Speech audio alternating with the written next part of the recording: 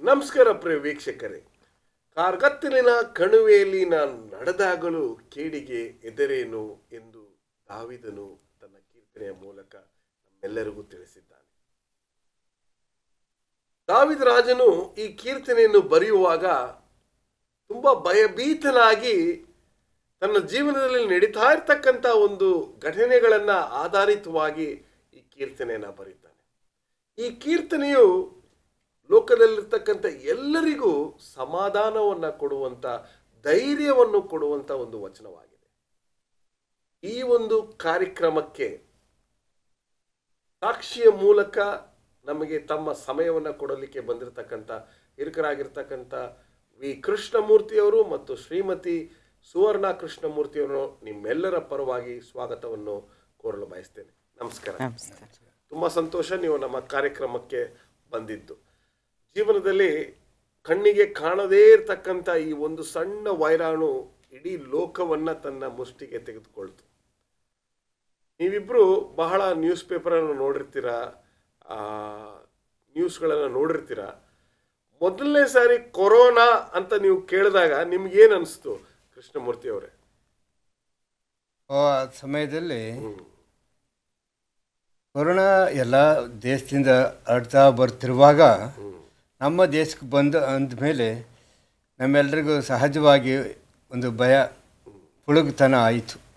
So ನೀವು ಅದನ್ನು ಕೇಳಿದ ತಕ್ಷಣ ಹೊರಗಡೆ ಹೋಗೋದು ನಿಲ್ಲಿಸ್ಬಿಟ್ರಾ, ಅಥವಾ ಯಾಕೆಂದರೆ ನಿಮ್ಮ ಮನೆಗೆ ಬಹಳಷ್ಟು ಜನರು ಬರೋದನ್ನು ನಾನೇ ನೋಡಿದ್ದೀನಿ. ನಿಮಗೆ ತುಂಬ ಸ್ನೇಹಿತರಿದ್ದಾರೆ, ಸಭಿಕರು ನಿಮ್ಮನ್ನು ನೋಡ್ಲಿಕ್ಕೆ ಬರ್ತಾರೆ, ನಿಮ್ಮ ಕೈ ಕೆಳಗೆ ಕೆಲಸ ಮಾಡದಿರ್ತಕ್ಕಂಥವ್ರು ತುಂಬ ಜನ ನಿಮ್ಗೆ ಬರ್ತಾರೆ. ಸೊ ಏನು ಹೇಳಿದ್ರಿ, ಯಾರು ಬರಬೇಡಿ ನಮ್ಮ ಮನೆಗೆ ಅಂತ ಹೇಳಿದ್ರ ನೀವು? ಆವಾಗ ಅಂಥದ್ದೇನು ಹೇಳಿಲ್ಲ, ಆದರೆ ಸಹಜವಾಗಿ ಬರೋದನ್ನು ಎಲ್ಲ ನಿಲ್ಲಿಸಿದ್ರು. ಓಕೆ. ಯಾಕೆ ಒಂದು ಸಾರಿ ಕೊರೋನಾ ಬಂದಿದೆ ಅಂತ ತಿಳಿಯಲ್ಪಟ್ಟುವಾಗ ಅದನ್ನು ಸಂಧಿಸೋದನ್ನು ಅವ್ರು ಏನು ಮಾಡಿದ್ರು, ಕಡಿಮೆ ಮಾಡಿದ್ರು. ಓಕೆ. ನಿಮಗೆ ಏನನ್ನಿಸ್ತು ನೀವು ಮೊದಲನೇ ಸಾರಿ ನ್ಯೂಸ್ ಪೇಪರನ್ನು ನೋಡಿದಾಗ, ಅಥವಾ ಈ ಟಿ ವಿ ನ್ಯೂಸ್ನಲ್ಲಿ ಎಲ್ಲೋ ಒಂದು ಕಡೆ ಚೈನಾ ತಾನೇ ತುಂಬ ದೂರ ಇದೆಯಲ್ಲ ಅಂತ ನಿಮ್ಗೆ ಅನ್ನಿಸ್ತಾ? ನಿಮ್ಗೆ ಏನು ಅನ್ನಿಸ್ತು? ನಿಮ್ಮ ಮನಸ್ಥಿತಿ ಏನಾಗಿತ್ತು ಈ ಕೊರೋನಾ ಎಂಬತಕ್ಕಂಥ ವಿಷಯವನ್ನು ನೀವು ಮೊದಲನೇ ಸಾರಿ ಕಂಡುಕೊಂಡಾಗ? ಸ್ವಲ್ಪ ಆತಂಕ ಆಯಿತು. ಯಾಕಂದರೆ ಮಕ್ಕಳು ನಮ್ಮ ಜೊತೆಲಿ ಇದ್ದಿದ್ದಿಲ್ಲ, ಹೊರ ದೇಶದಲ್ಲಿದ್ದರು. ಮೊದಲನೇದಾಗಿ ಅದೇ ನನಗೆ ತುಂಬ ಭಯ ಆಯಿತು. ಒಬ್ಬೊಬ್ಬರೇ ಇದ್ದಾರೆ, ಏನು ಈ ಸೋಂಕು ತೆಗೆದ್ರೆ ಯಾರು ಎಲ್ಲಿ ನೋಡ್ತಾರೆ, ಎಲ್ಲರೂ ಒಳಗಡೆ ಲಾಕ್ ಡೌನ್ ಮಾಡಿದ್ದಾರೆ ಅನ್ನೋ ಭಯ ಆಯಿತು. ನಿಮ್ಮ ಎರಡು ಮಕ್ಕಳು ಎರಡು ಡಿಫ್ರೆಂಟ್ ದೇಶಗಳಲ್ಲಿದ್ದರು, ನೀವು ಒಂದು ದೇಶದಲ್ಲಿದ್ದರೆ. ನಿಮ್ಮ ಮಕ್ಕಳಿಗೆ ಏನು ಹೇಳ್ತಾ ಇದ್ರಿ ಫೋನ್ ಮೂಲಕ? What was your message to your children?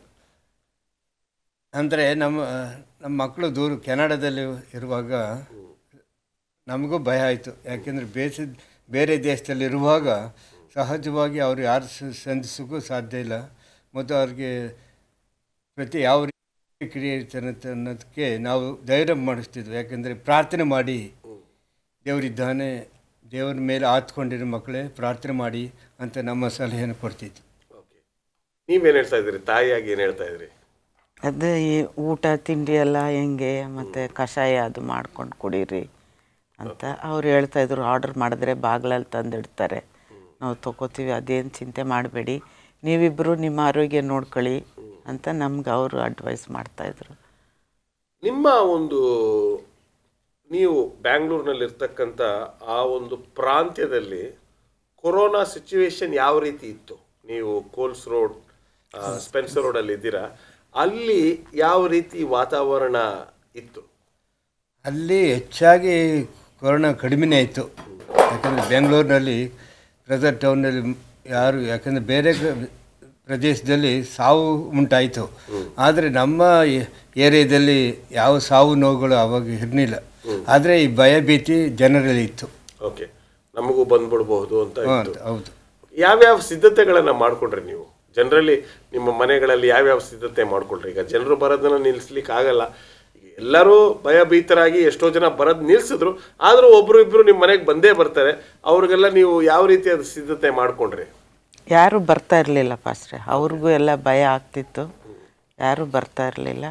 ಹಂಗಾಗಿ ಇವರಂತೂ ದಿನ ಅದು ಟೈಮಿಂಗ್ ಕೊಟ್ಟಿದ್ರಲ್ಲ, ತರಕಾರಿ ತರಲಿಕ್ಕೆ ಏನಾರು ತಗೊಳ್ಬೇಕು ಅಂತ, ನಾವು ವಾರಕ್ಕೊಂದ್ಸರಿ ಹೋಗಿ ತಂದುಬಿಡಿ ಅಂತ ಹೇಳ್ತಿದ್ದೆ.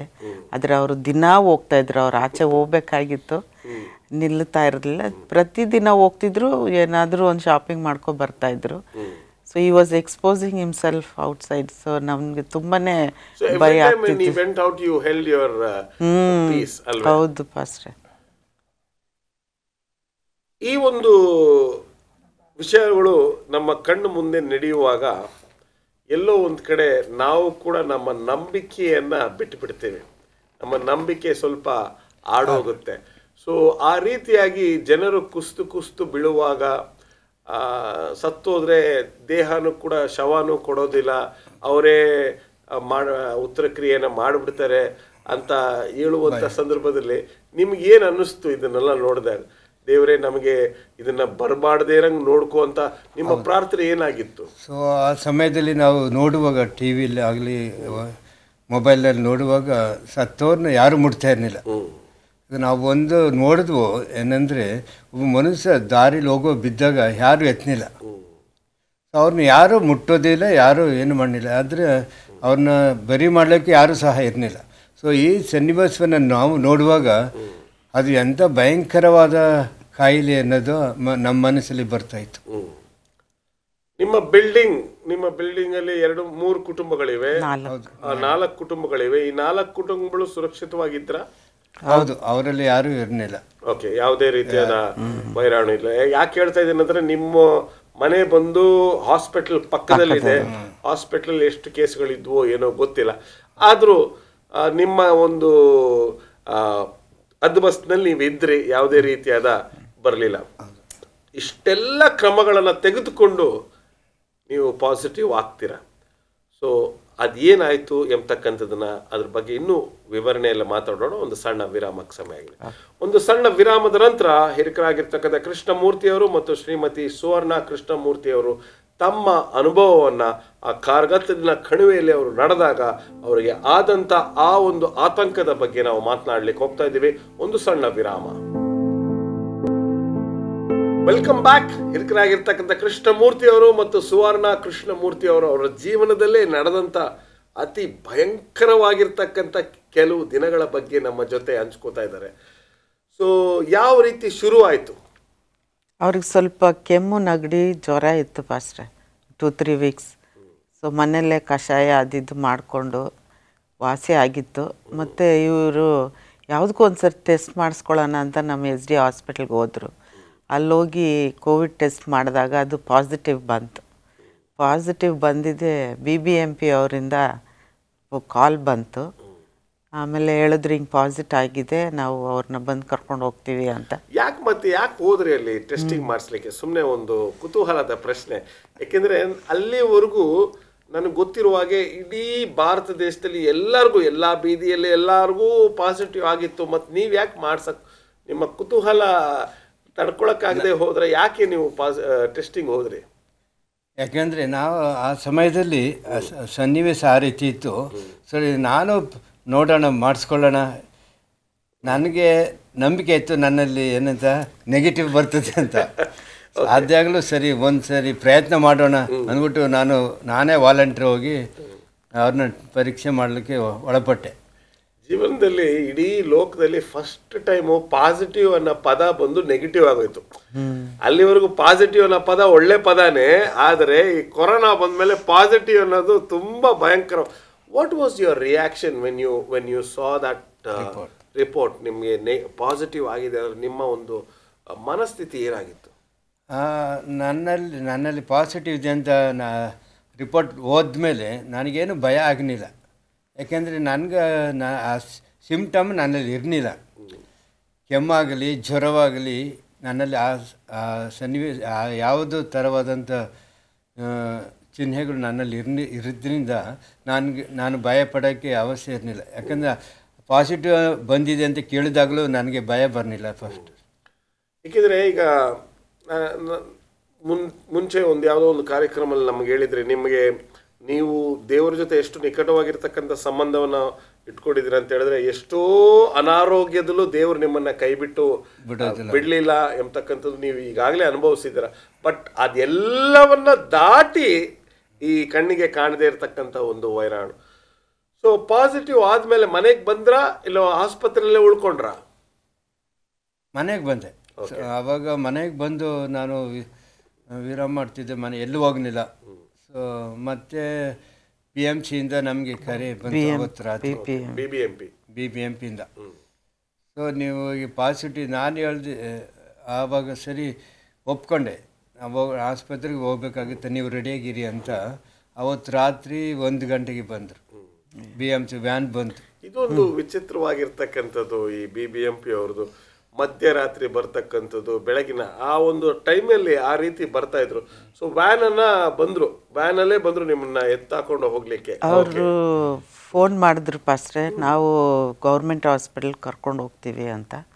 ಆಮೇಲೆ ನಾವು ಅಂದ್ವಿ, ನಮಗೆ ಹಿಂಗೆ ಸ್ನೇಹಿತರಿದ್ದರು ಹೇಳ್ತಾಯಿದ್ರು, ಅಲ್ಲೆಲ್ಲ ಹೋದ್ರೆ ಸರಿ ನೋಡ್ಕೊಳ್ಳಲ್ಲ, ಫುಲ್ ಜಾಸ್ತಿ ಇರ್ತಾರೆ. ಇಲ್ಲ, ಯಾಕೆಂದರೆ ಅಲ್ಲಿವರೆಗೂ ನಾನು ಕೇಳಿದಂಥ ಮೊದಲನೇ ಸಾಕ್ಷಿ ನಮ್ಮ ಶ್ರೀಮತಿ ಕಲ್ಪನಾ ಕೆನೆಡಿ ಅವರನ್ನು ತೆಗೆದುಕೊಂಡು ಹೋಗಿ ಯಾವುದೋ ಒಂದು ದೊಡ್ಡ ಶಾಲೆಯನ್ನು ಆಸ್ಪತ್ರೆಯಾಗಿ ಕನ್ವರ್ಟ್ ಮಾಡಿರ್ತಕ್ಕಂಥ ಒಂದು ದೊಡ್ಡ ಆಡಿಟೋರಿಯಮಲ್ಲಿ ಅವ್ರನ್ನ ಹಾಕಿ ಅಲ್ಲಿ ಸುಮಾರು 600 ಹೆಣ್ಮಕ್ಳಿದ್ರು. ಒಂದೇ ಒಂದು ಟಾಯ್ಲೆಟ್ಟು ಇತ್ತು. ತುಂಬ ವ್ಯಥೆಯಲ್ಲಿ ಕಷ್ಟಪಟ್ಟು ಕಣ್ಣೀರಿಟ್ಟು ಅಳ್ತಾ ಇದ್ರು. ಸೊ ನಾವು ಬರೋದಿಲ್ಲ, ನಾವು ನೋಡ್ಕೊಳ್ತೀವಿ ಅಂತ ಹೇಳಿದ್ರೆ ಯಾವ ರೀತಿ ಅವ್ರು? ನಾವು ಒಡನೆ ನಮ್ಮ ಸ್ವಂತದವರು ಅಲ್ಲಿ ಬ್ಯಾಪ್ಟಿಸ್ಟ್ ಹಾಸ್ಪಿಟ್ಲಲ್ಲಿ ಕೆಲಸ ಮಾಡ್ತಾ ಇದ್ದಾರೆ, ನರ್ಸ್ ಆಗಿ. ಅವ್ರನ್ನ ನಾವು ಭೇಟಿ ಮಾಡಿದಾಗ ಅವರು ನಮಗೆ, ನಾನು ಬೆಡ್ಡಲ್ಲಿ ಅರೇಂಜ್ ಮಾಡಿಕೊಡ್ತೀವಿ, ನೀವು ಅವ್ರು BBMP ಅವ್ರಿಗೆ ಹೇಳಿ ಅಂತ ಹೇಳಿದ್ರು. ಆಮೇಲೆ ನಾವು ಅವ್ರಿಗೆ ಹೇಳಿದ್ಮೇಲೆ ಅವರು ಓಕೆ ಸರಿ ನೀವು ರೆಡಿ ಮಾಡ್ತಿದ್ದೀರಾ ಅಂದರೆ ನಾವು ಅಲ್ಲಿಗೆ ಕೊಡ್ತೀವಿ ಅಂದರು. ಆಮೇಲೆ ಬರ್ತೀವಿ ಅಂದರು, ಬಂದಿಲ್ಲ ಅವರು. ಅಷ್ಟೊತ್ತಿಗೆ ಇವರು ಊಟ ಎಲ್ಲ ಮಾಡಿಕೊಂಡು ಮಲ್ಕೊಬಿಟ್ಟಿದ್ರು. ಅವರು ಫೋನ್ ಮಾಡ್ತಾನೇ ಇದ್ರು, ಬರ್ತಾಯಿದ್ದೀವಿ ಅಂತ. ಅವ್ರು ಬರ್ತಾನೆ ಇಲ್ಲ. ಆಗ ಸಿಸ್ಟರ್ ಹೇಳಿದ್ರು, ನನಗೆ ಏನೇನು ಪ್ಯಾಕ್ ಮಾಡಬೇಕು ಎಲ್ಲನೂ, ಔಷಧಿ, ನೀರು, ಬಟ್ಟೆ ಎಲ್ಲ ರೆಡಿ ಮಾಡಿ ಇಡಿ, ಅವ್ರು ಬಂದಿದ್ದೆ ಕಳಿಸ್ರಿ ಅಂತ. ಆಯಿತು ಅಂತ. ಆಮೇಲೆ ನೈಟ್ ಮುಂಜಾನೆ ಬೆಳಗಿನ ಜಾವ 1:15 ಹಂಗೆ ಬಂದು ಕಾಲ್ ಮಾಡಿದ್ರು. ಸರಿ ಅಂತ ಇವ್ರು ಮಲಗಿದ್ರು, ಎಬ್ಬಿಸ್ದೆ. ಎದ್ದು ಒಂದು ಚಿಕ್ಕ ಪ್ರಾರ್ಥನೆ ಮಾಡಿದ್ರು.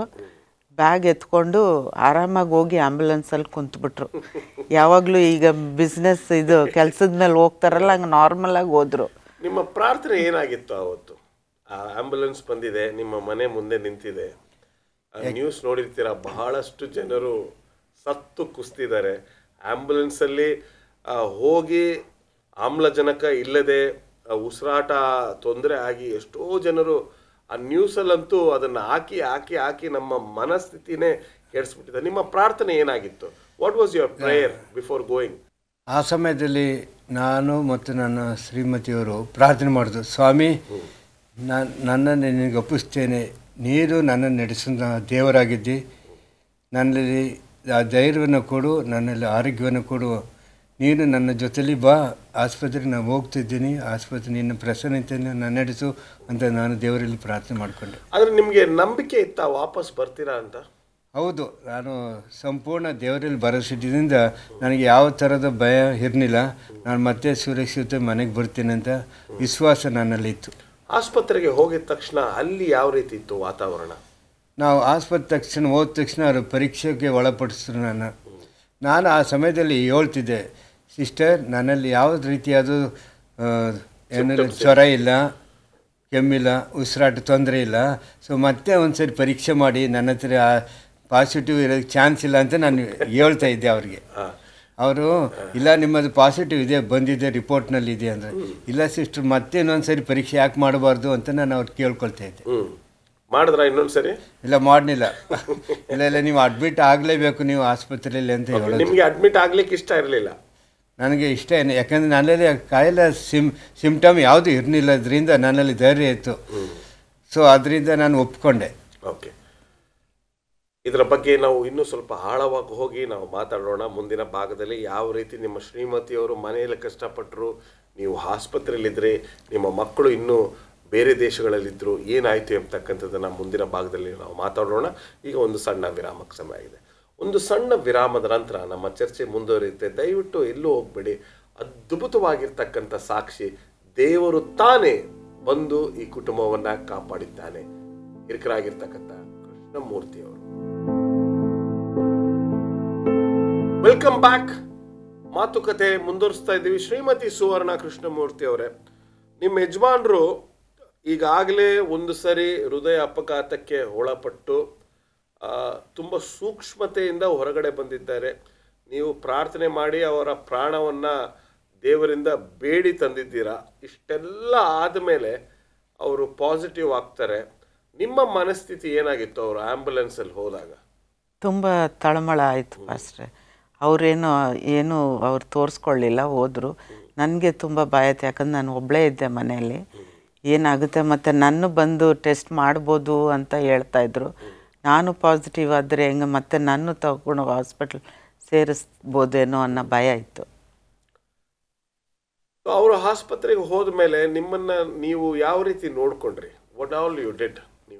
ನಾವು ಮನೆಯಲ್ಲೇ ಇದ್ದಾಗ ಅವ್ರಿಗೆ ಸ್ವಲ್ಪ ದಿವಸ ಆರಾಮಿದ್ದಿದ್ದಿಲ್ಲ. ಸೊ ಏನು ಮನೆಗೆ ರೇಷನ್ ಅದಿದ್ದೇನು ಸರಿಗೆ ತಂದುಕೊಂಡಿದ್ದಿಲ್ಲ.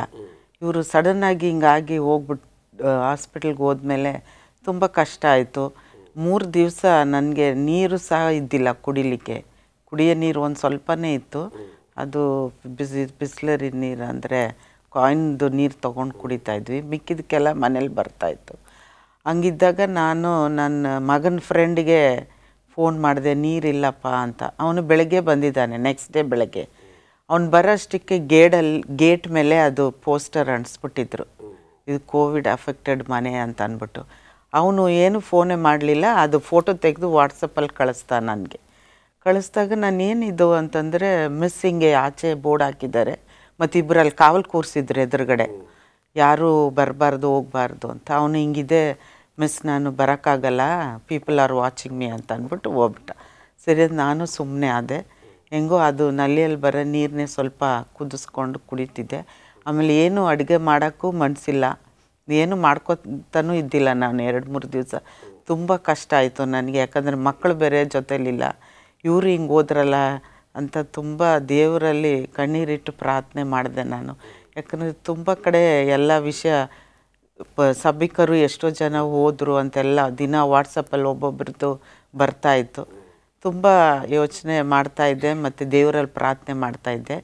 ಮತ್ತು ನಾನು ನಮ್ಮ ಶಾಲೆ ಪಕ್ಕದಲ್ಲೇ ಇರೋದ್ರಿಂದ ಕೆಲಸ ಮಾಡೋರು ನಮ್ಮ ಮನೆ ಕಡೆ ಹಂಗೆ ಓಡಾಡ್ತಾಯಿದ್ರು.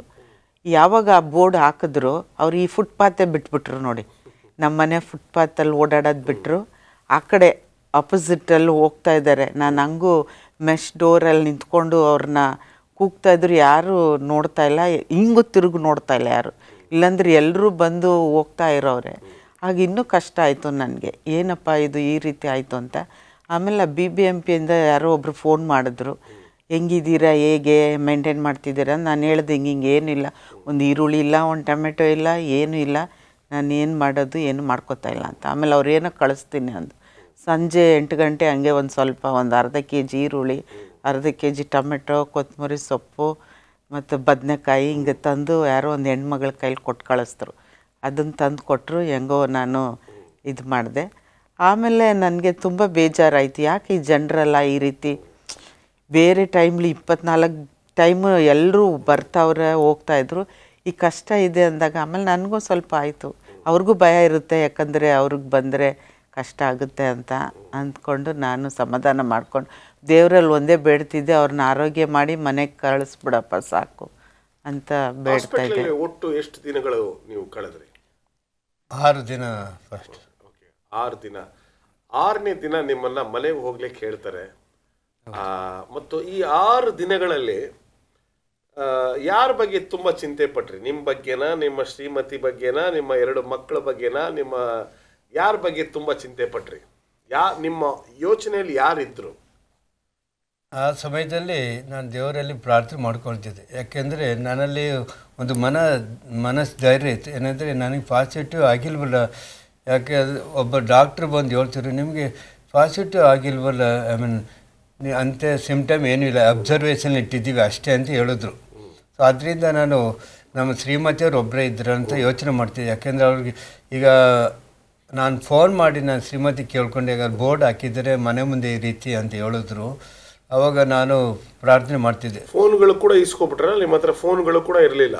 ಇಟ್ಟಿದ್ರು, ಮೊಬೈಲ್ ಇತ್ತು, ನಮ್ಮಲ್ಲೇ ಇತ್ತು. ನಾನು ನಮ್ಮ ಶ್ರೀಮತಿಯವ್ರು ಕರೆದು ಮಾತಾಡ್ತಿದ್ದೆ, ಅದರಲ್ಲೇನು ತೊಂದರೆ ಏನಿಲ್ಲ. ನಿಮ್ಮ ಮಕ್ಕಳು ಯಾವ ರೀತಿ ಇದ್ರು ಕೆನಡಾ ದೇಶದಲ್ಲಿ? ಅವರು ನಮಗೋಸ್ಕರ ಪ್ರಾರ್ಥನೆ ಮಾಡ್ತಿರಾಗ ನಾನು ಹೇಳಿದೆ, ಮಗನ ನಮಗೆ ಪಾಸಿಟಿವ್ ಇದೆ, ಸೊ ಧೈರ್ಯವಾಗಿರಿ, ಪ್ರಾರ್ಥನೆ ಮಾಡಿ, ಏನೂ ಆಗೋದಿಲ್ಲ ಅಂತ ನಾನು ನನ್ನ ಮಕ್ಕಳಿಗೆ ಧೈರ್ಯ ಹೇಳಿದೆ. ಓಕೆ, 6 ದಿನಗಳಾದಮೇಲೆ ಮನೆಗೆ ಬರ್ತೀರಾ. ಮನೆಗೆ ಬಂದಿದ ತಕ್ಷಣ ನಿಮ್ಮ ಶ್ರೀಮತಿಯನ್ನು ನೋಡ್ತೀರಾ. ನಿಮ್ಮ ಪ್ರಾರ್ಥನೆ ಏನಾಗಿತ್ತು ದೇವರ ಹತ್ರ? ನಾನು ದೇವರಿಗೆ ಎಷ್ಟೋ ಕೃತಜ್ಞತೆ ಸಲ್ಲಿಸಿದ್ರು ಸಾಲೋದಿಲ್ಲ. ಆ ಒಂದು ಭರವಸೆ ನನ್ನಲ್ಲಿ ಬಂತು. ಯಾಕೆಂದರೆ ಆವಾಗ ತಾನೇ ನನ್ನ ದೇವ್ರಿಗೆ ನಮ್ಮ ದೇವರು ನಿಜವಾದ ದೇವರು ಇದ್ದಾನೆ ಅಂತ ನಂಬಬೇಕು ಅಂತ ಸತ್ಯವಾದ ಹೇಳುತ್ತೆ. ಸೊ ಆ ಸನ್ನಿವೇಶ ನಮ್ಮಲ್ಲಿ ನೆರವೇರಿತು. ಯಾಕೆಂದರೆ ದೇವರು ಇದ್ದಾನೆ ಅಂತ ನಂಬ್ಕೊಂಡು. ಶ್ರೀಮತಿ ಸುವರ್ಣ ಅವರೇ, ಇಷ್ಟೆಲ್ಲ ನಡೆದಿರ್ತಕ್ಕಂಥ ಘಟನೆಯಲ್ಲಿ ನೀವು ಕಲ್ತಿರ್ತಕ್ಕಂಥ ಪಾಠ ಏನು? ಜೀವನದ ಪಾಠ ಏನು? ಪಾಠ ಅಂದರೆ ನಾವು ನಂಬಿಕೆಯಿಂದ ಪ್ರಾರ್ಥನೆ ಮಾಡಿದ್ರೆ ದೇವರು ಎಂದಿಗೂ ನಮ್ಮನ್ನು ಕೈ ಬಿಡೋದಿಲ್ಲ. ಮತ್ತು ಆತನ ಆರೋಗ್ಯದಾತನು. ಅವ್ರಿಗೆ ಹಾರ್ಟ್ ಪ್ರಾಬ್ಲಮ್ ಆಗಿದ್ದು 2010ನಲ್ಲಿ, ಮತ್ತು 2017ನಲ್ಲೂ ಒಂದು ಶಸ್ತ್ರಚಿಕಿತ್ಸೆ ಆಯಿತು ಅವ್ರಿಗೆ, ಗಾಲ್ ಬ್ಲ್ಯಾಡ್ರ್ ಪ್ಯಾಂಕ್ರಿಯಾಸು. ಸೊ ನೋ ಹೋಪ್ ಅಂತಲೇ ಹೇಳ್ಬಿಟ್ಟಿದ್ರು. 3 ತಿಂಗಳು ಹಾಸ್ಪಿಟ್ಲಲ್ಲಿದ್ವಿ, 1.5 ತಿಂಗಳು ICU ಅಲ್ಲಿದ್ವಿ. ಆವಾಗಲೇ ಅದ್ಭುತ ಮಾಡಿ ಕಳಿಸಿದ್ದಾನೆ ಸ್ವಾಮಿ. ಅವರು ಒಂದು ಏನು ಹೇಳಬೇಕಾದ್ರೆ ಎಲ್ಲರೂ ಮಿರಾಕಲ್ ಮ್ಯಾನ್ ಅಂತಲೇ ಕರೀತಾರೆ. ಸೊ ದೇವರು ಅವ್ರಿಗೆ ನಮ್ಮ ಜೊತೆಯಲ್ಲಿ ಇದ್ದಾನೆ ಅಂತ ನನಗೆ ತುಂಬ ಸಂತೋಷ ಆಯಿತು. ದೇವ್ರಿಗೆ ನಾವು ಚಿರಋಣಿಯಾಗಿದ್ದೇವೆ. ಯಾರಾದರೂ ಸರಿ ನಮ್ಮ ಯೇಸು ಕ್ರಿಸ್ತನ ಮೇಲೆ ನಂಬಿಕೆ ಇಟ್ಟು ಪ್ರಾರ್ಥನೆ ಮಾಡಿದ್ರೆ ಖಂಡಿತವಾಗ್ಲೂ ಸ್ವಾಮಿ ಅವ್ರಿಗೆ ಸಹಾಯ ಮಾಡ್ತಾನೆ. ಖಂಡಿತವಾಗ್ಲೂ ಅವ್ರಿಗೆ ಆರೋಗ್ಯ, ಭಾಗ್ಯ ಎಲ್ಲವನ್ನು, ನಿತ್ಯ ಜೀವವನ್ನು ಕೊಡುವಂತನಾಗಿದ್ದಾನೆ. ವಂಡರ್ಫುಲ್. ನೀವು ಕಲಿತಂಥ ಪಾಠ ಸಂಕ್ಷಿಪ್ತವಾಗಿ? ದೇವರಲ್ಲಿ ಭರವಸೆಡುವಾಗ ದೇವರು ಯಾವತ್ತೂ ಕೈ ಬಿಡೋದಿಲ್ಲ ಅನ್ನೋದನ್ನ ನಾವು ಅನುಭವದಲ್ಲಿ ಕಂಡುಕೊಂಡಿದ್ದು. ಏಕೆಂದರೆ ಆ ನಂಬಿಕೆಯಲ್ಲಿ ನಾವು ಜೀವಿಸಬೇಕು ಅನ್ನೋ ಒಂದು ಭರವಸೆ ಮತ್ತು ನಂಬಿಕೆ ನಮ್ಮಲ್ಲಿ ಇನ್ನೂ ಹೆಚ್ಚಾಯಿತು. ವಂಡರ್ಫುಲ್. ಕೊರೋನಾ ಬಂತು, ನೀವು ಆಸ್ಪತ್ರೆಯಲ್ಲಿ ದಾಖಲೆಯನ್ನು ಪಡೆದ್ರಿ, ನಿಮ್ಮ ಮಕ್ಕಳು ಹೊರದೇಶದಲ್ಲಿದ್ದರು, ಇವರು ಮನೇಲಿ ಒಬ್ಬರೇ ಇದ್ದರು. ಆದಾಗ್ಯೂ ದೇವರು ನಿಮ್ಮ ಇಡೀ ಕುಟುಂಬವನ್ನು ಯಾವುದೇ ಪ್ರಾಣ ಹಾನಿ ಆಗದಂತೆ ನಿಮ್ಮ ಕುಟುಂಬವನ್ನು ಕಾಪಾಡಿದ್ದಾನೆ. ಸೊ ಕಾರ್ಗತ್ತಿಲಿನ ಕಣಿವೆಯಲ್ಲಿ ನೀವು ನಡೆದಾಗಲೂ ದೇವರು ನಿಮ್ಮನ್ನು ಕೈ ಬಿಟ್ಟಿಲ್ಲ. ಸೊ ದೇವರು ನಿಮ್ಮಿಬ್ಬರನ್ನ ಇನ್ನೂ ಅಧಿಕ ಆಯುಷನ್ನು ಕೊಟ್ಟು ದೇವರು ನಿಮ್ಮನ್ನು ಸಂತೋಷವಾಗಿ ನೆಮ್ಮದಿಯಾಗಿ ನಡೆಸಲಿ ಅಂತಕ್ಕಂಥದ್ದು ನಮ್ಮ ಪ್ರಾರ್ಥನೆ. ದೇವರು ನಿಮ್ಮನ್ನು ಆಶೀರ್ವದಿಸಲಿ. ನಮಸ್ಕಾರ. ನಮಸ್ತೆ. ಪ್ರಿಯ ವೀಕ್ಷಕರೇ, ದೇವರು